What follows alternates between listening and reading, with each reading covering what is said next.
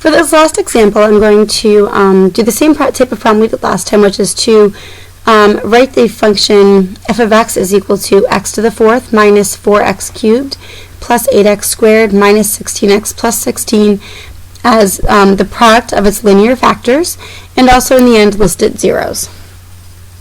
So to start off, the first thing I'm going to do is I'm going to analyze my given graph. So just go to my graphing calculator, I type the function in and hit graph.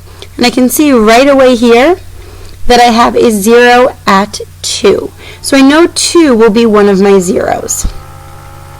So what I'm going to do now is I'm going to go back to my given function and use that information I gained from my graph and do synthetic division to get the second factor here. So I'm going to again take a coefficient from each one of the terms. They're already listed from largest to smallest in terms of the exponents, and I am not missing any terms, so I don't have to put any zero placeholders in. So we're going to write 1, negative 4, 8, negative 16, and positive 16. From here I can bring down my 1, and I'm going to start the process of multiplying and adding. Multiplying and adding. 2 times 1 is 2. Negative 4 plus 2 is a negative 2. 2 times a negative 2 is a negative 4. 8 plus a negative 4 is a positive 4. 2 times 4 is 8. 16, negative 16 plus 8 is a negative 8. 2 times a negative 8 is a negative 16. Plus 16 is equal to 0. Because this checks negative remainder of equal to 0, I have now shown that 2 is a 0, meaning a solution or a root. So now I have this new factor.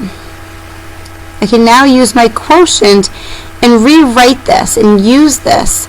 So I'm going to rewrite this now as a polynomial. Remember, these are the coefficients, and so I just add on my x's to them.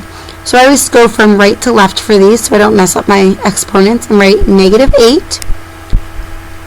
4x, negative 2x squared, and an x cubed. So now this is just a basic factoring by grouping problem that I'm going to do. So I can go ahead and put my parentheses around my x's, my x cubed and my x squared, and around my 4x and my minus 8. For my first set, I can pull out a GCF of x squared. And inside, I'm left with an x minus 2. Now I have my 4x minus 8, which has a GCF of 4.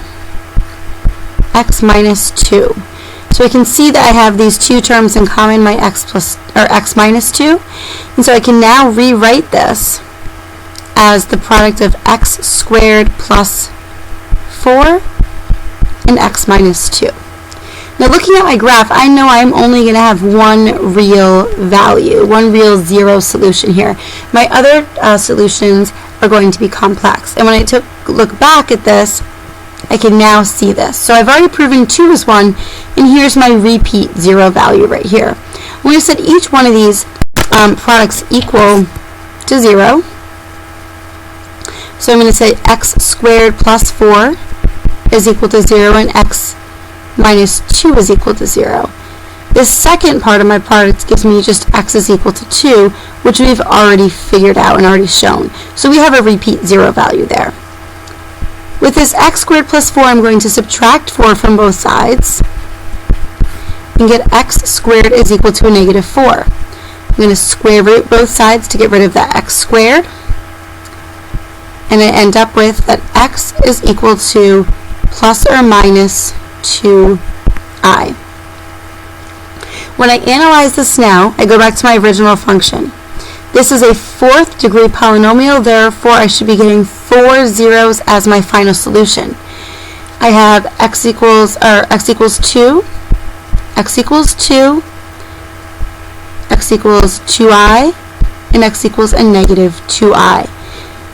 I don't need to list both of these, they are repeat 0 values, but I can just rewrite this now as 2 and plus or minus 2i as my zeros.